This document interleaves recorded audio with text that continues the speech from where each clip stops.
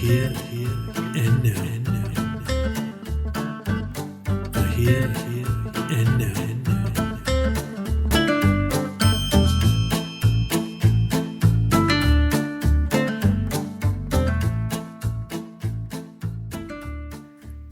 Welcome to this episode of the Here and Now podcast.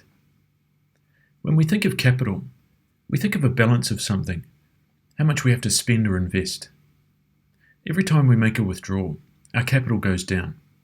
Over time, if all we do is withdraw, then eventually our balance will be zero, and soon we'll be in debt. We often think of capital in financial terms, but it is not just about money. We can have leadership capital, a small amount of which comes with a leadership position, but the majority comes through the respect we earn from our followers. We can also have psychological capital, but unlike financial or leadership capital, psychological capital comes from within. Psychological capital is a construct from positive organizational psychology, which was introduced as a measure of workplace performance at the human level. It attempts to describe the level of charisma and natural leadership qualities an individual might have, how well that individual responds to stress and adapts to changes and challenges. When thought of as a quality, psycap is like the level of outward engagement that we all have in varying degrees, and it may even change depending on the environment. For instance, you may have high psycap in the workplace, but low psycap at home with your family. And there can be any number of reasons for that, and we'll explore a few of those in this episode. The idea of psychological capital comes from a field known as positive psychology, and it's been around since about 2007. It was introduced by an organizational psychologist named Fred Luthans. He figured that human capital is one of, if not the most important resource an organization has. You can copy a product, a service, a work process, pretty much everything about an organization except its people. People are the one resource which can quickly determine the success or failure of a business. Strong teams that perform well can make up for otherwise inferior processes. However, it doesn't matter how good the product or idea is. If the people aren't performing, the organization is doomed to fail. So investment in human capital is vital to maximizing the potential and productivity of an organization. And this is where psycap comes in, as it is a measure of how well human capital is able to perform. Luthans defines psychological capital as an individual's positive state of psychological development, and it is characterized by having confidence to take on and put in necessary effort to succeed at challenging tasks, making a positive contribution about succeeding now and in the future, persevering towards goals and, when necessary, redirecting paths to goals in order to succeed. And finally, when beset by problems and adversity, sustaining and bouncing back, even beyond, to attain success. While we can think of psycap as one thing, it is actually the combination of four separate but related qualities known as the hero constructs. They are hope, self-efficacy, resilience, and optimism. Together, they make up our level of psychological capital. There's an important distinction to make here, and that is that psychological capital is not a personality trait. It is a quality which varies over time and with context, as I mentioned before. Surprising as it may sound, personality traits are pretty fixed. They do not change a whole lot throughout our lives. Your natural disposition is something genetic. It's based on your culture and upbringing, and it's not easily changed. Sure, you can work on certain things, such as managing your temper, but it's very difficult for an introvert to become an extrovert or an analyst to become a salesperson. Psycap is not about those base traits which define who we are. It is more about how we function within groups and teams according to the dynamics present and our place within that team.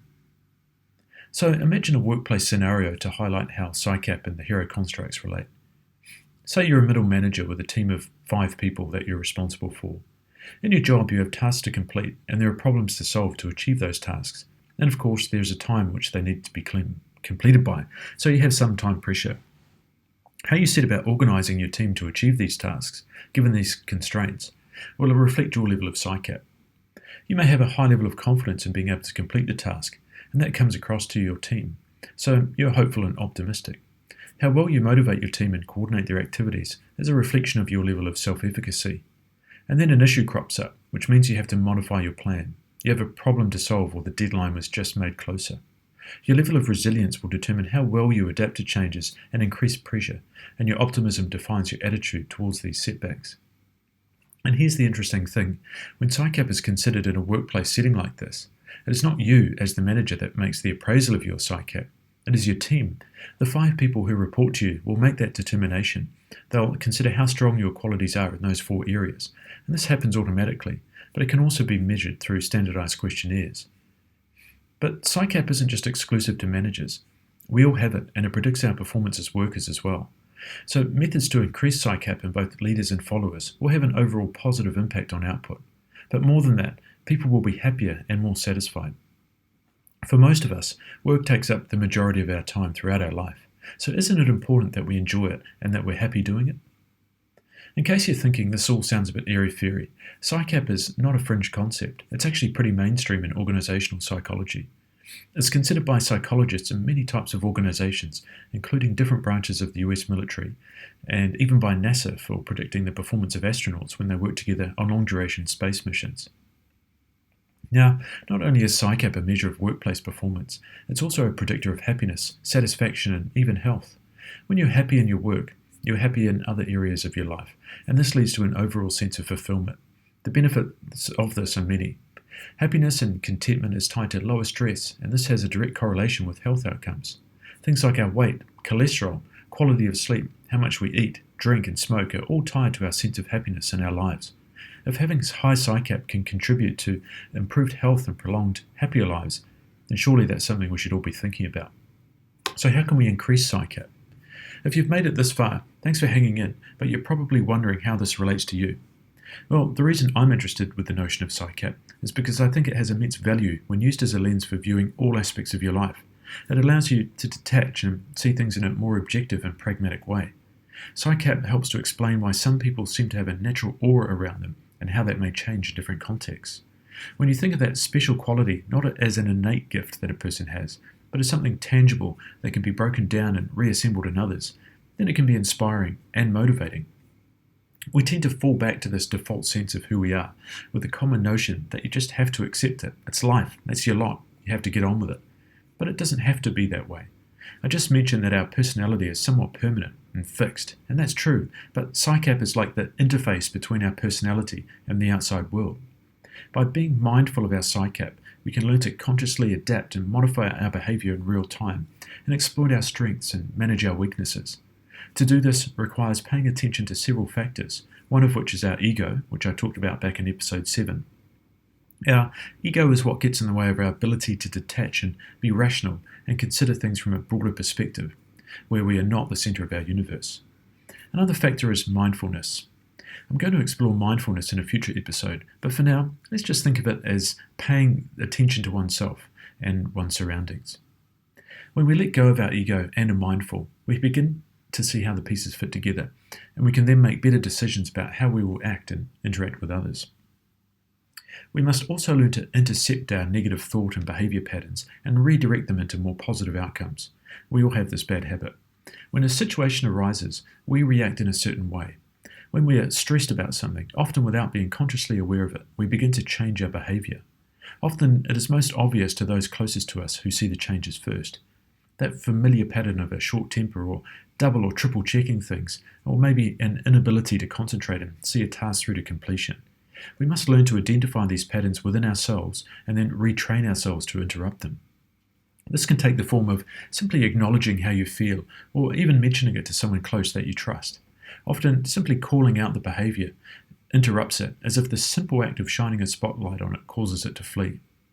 For me, when I have a trip coming up for work, I begin to withdraw socially as my stress level increases. I'm not consciously aware of it initially, but I have learned to identify this familiar symptoms. I don't engage as much. I've become short and disinterested in things outside of my own head. I tighten up and become more focused. This isn't a bad thing in and of itself. It's just my way of preparing myself for the challenges that lie ahead. But it is also interspersed with negative thoughts and insecurities as I question myself and my capabilities. So if my behavior has a negative influence on those around me, then it's definitely a bad thing. But if I acknowledge how I'm feeling without trying to change it, then I can immediately begin to deflate that tension. Not completely, mind you, but it's a start. Before I mentioned psycap is like the interface between the inner me and the outer me, the version of myself that I project out into the world. Despite feeling unsure of myself, by maintaining confidence and optimism, I can manage my emotions and offer a positive face to the world, and in particular, to my team who are relying on me to do my part. This requires constant and conscious effort. As psycap is a malleable construct, it can and does change over time, and some days it will come easier than others. You can't expect to wake up one morning and be a different person. But when you begin to understand aspects of behaviour, then you begin to learn how you can change them. Now, you can't change who you are fundamentally, and why would you want to? But psycap is as much about confidence as it is about charisma. Self-belief and the willingness to let your true self shine through, that definitely seems to come more naturally for some than others. So, thinking about it in terms of the hero constructs, you start with hope. Your level of hope is absolutely a choice. When faced with a challenge, an obstacle, a problem to solve, how you respond will define you in the eyes of your team. Do you throw up your hands and gasp, defeated before you even begin? Or do you roll up your sleeves, rally the troops and dig deep, safe in the knowledge that whether you succeed or fail, you'll go down swinging? Are others inspired by people who exude defeat, or do they want to join the team which looks like it's going to win? You take a hit. Resilience is what keeps you trying again next time. And optimism is what it is that helps you to believe that your time is coming. You've just got to hang in there. I'm no expert. I wish I could be the person I'm describing, but it gives me hope when I read about concepts like this. Organizational psychologists and experts in the field of human performance and behavior have determined these qualities exist and are measurable and, most importantly, changeable. So I'll take whatever help I can get to be a better person, a better leader, and a better follower. Psychological capital isn't just a fancy name. It's just a way of breaking down and describing clearly an aspect of our humanity that we can begin to understand and therefore optimize. Turning now to some more precise and tactical ways of increasing your psycap. Let's break it down into its component parts, beginning with hope.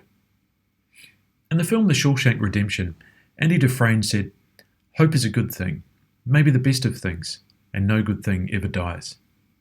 Hope is often thought of as an intangible quality, something ethereal.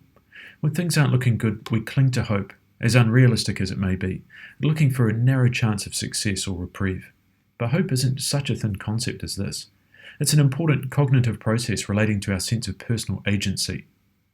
When applied in your life, hope can be found by setting goals and breaking them down into sub-goals. For instance, just being hopeful that things may get better, or that you'll eventually reach some point of future happiness or fulfillment, is not enough. You need to make a plan. That involves setting goals and analysing the challenges and stumbling blocks along the way. You can't see all of them, of course, but by looking at a potential pathway to achieving those goals, you begin to break them down into manageable chunks. And when you can begin to visualise a way forward, hope follows naturally, as does confidence. From this comes motivation, which is closely tied to hope. Without hope, we aren't motivated to move forward. Goals need to be your own. You need to identify with them. When we do things to please others or because we think it is expected, we don't own our decisions and we lack the motivation to pursue our goals. We must choose our own path and goals, and from this will come intrinsic motivation that will give us hope that we can reach our destination as we've invested ourselves in the process. Now, hope does need to be tempered though. We must be realistic and willing to adjust our goals if necessary, so we stay on a path which has the potential to be successful. Having the confidence and self-belief to get on that path, that's about self-efficacy. Self-efficacy is a bit more difficult to get a handle on, but it's also just another way of saying confidence and belief in oneself. We can enhance this by looking at our strengths and past successes and using them to fuel the belief that we can achieve great things again. We've all been through a lot in our personal and professional lives. We can examine the times we've come through challenges and be successful, and try to identify what it was that got us there. But we don't have to limit ourselves to our own experiences. We can leverage off the success of others. It's all too easy to think that other people have some talent or ability that we don't, which has allowed them to succeed. But that's just a story we tell ourselves to mask our own insecurities. The reality is, we are all capable of much more than we realise. Identify the qualities in others that you aspire to, and try to model yourself on them. Reframe negative experiences as learning experiences. Life is about failure as much, if not more so, than success. But what sets successful people apart is that they accept failure as a necessary process on the path to success. They don't let their negative experiences define them. They reframe them as lessons. Let your negative experiences and failures be as important to your story as your successes. When we write our CV, We include the things we've accomplished, our qualifications, the projects we've completed, the roles we've obtained. We never include our failures, yet they account in large part for who we are and the experience we bring. If you reframe those failures from episodes you may wish to forget to milestones that help to shape and fortify you against making those mistakes again, you can begin to capitalize on those opportunities. Together, understanding our strengths, identifying our successes, and acknowledging what we've learned from our failures and mistakes helps to increase our level of self-efficacy. And this gives us the confidence to move forward and to inspire those around us to do the same. Another quality we need to manage those failures is resilience. We talked about resilience in an earlier episode. Resilience is an important part of psycap as it determines how we bounce back from setbacks. We face setbacks constantly in life, so how we manage them plays a major part in how we perceive the world around us. Hope and efficacy are nested within resilience as they allow us to see the light at the end of the tunnel and reframe negative experiences as opportunities to rise to meet the challenges of life.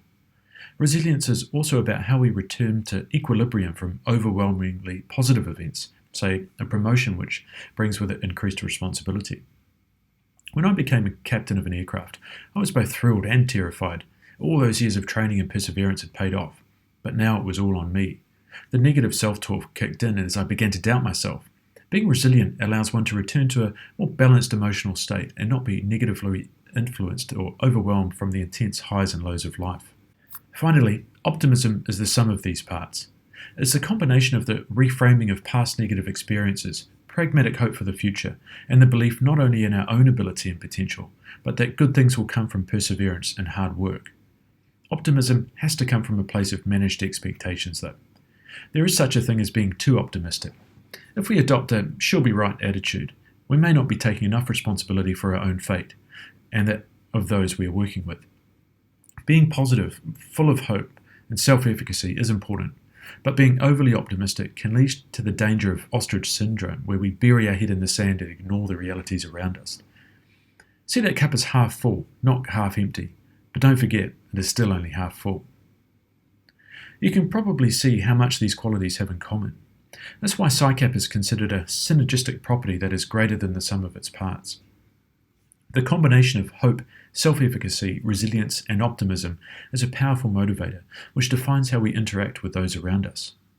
Have a think about your psycap at home, in your workplace, or on your sports team. Think about how it changes and why.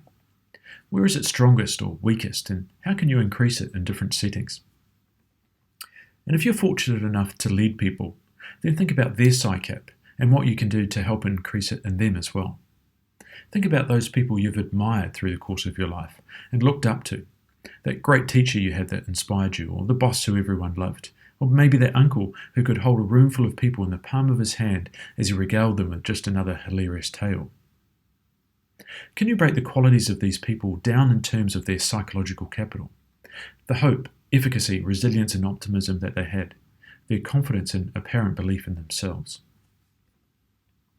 All of the ideas I've talked about in this episode come from positive psychology, and it has become a bit of a fad in organisational behaviour circles. Psychology began as a scientific way of understanding human behaviour, but not surprisingly it focused on everything that is wrong with us, mental health disorders and illnesses, and ways of diagnosing and treating them. Psychology has been very successful at this, but it also neglected to consider the positive aspects of the human condition, or even just what it means to be normal. Positive psychology was introduced as a counter to the negative pathologies of the mind that were in the traditional domain of psychology, and looked instead to improving the lives of relatively happy people, to give them greater fulfillment and more productive lives, and maybe to optimize performance in those with high ability. And it does this by looking for interventions that can help to prevent people from developing negative mental states in the first place. There was this realization a few years back that the way to truly motivate and inspire teams was not to bark orders, but to encourage people to take ownership, to give them the tools and confidence to lead themselves and their peers through positive influences. Psycap is an important aspect of positive psychology as it considers the why of how different people relate to others. There is something enormously freeing about concepts like this, the idea that you can really be who you need to be because your behaviour is the result of the choices you make. You don't need to react to life. You can take charge of how you respond to it. You can boost your psychological capital and win There are many different types of leaders. The literature used to talk about transactional leaders, those who are goal-driven, who see people as a tool to be manipulated to get the job done. But today, we talk about transformational and authentic leaders, leaders who acknowledge their own humanity and that of their followers. We trust people we can relate to, who let us in. When you're high in psycap, you're also a realist. You accept that you won't be perfect or have all of the answers, and to be fallible is human. You acknowledge your failures and mistakes, you own them, and you seek the advice, assistance and guidance of those around you, even those who you may be leading. And when others make mistakes, you see their humanity. You guide them and offer them the support they need to learn and to progress. Understanding more about ourselves and how our mind works, it's like a life hack, but it's not a shortcut. It does take personal effort and honesty. We can use concepts like psychological capital to understand why we behave the way we do, how our relationships are affected by that behaviour, and also how to improve them. Psychology may often seem like it is just giving names to things we already kind of know, but when we have the language to communicate those thoughts and realizations, we can begin to unlock new ways of seeing the world and our place in it, and we can begin to become the hero in our own lives.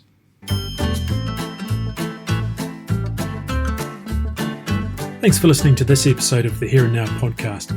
You can find us on Facebook at the Here and Now podcast or Twitter at Here Now Podcast. Go ahead and subscribe to the podcast to keep up to date with all of our latest episodes, and be sure to give us a rating at the Apple Podcasts app. You can reach out to me via the pages or at the email thehereandnow@gmail.com. Thanks for listening, and we'll see you next time.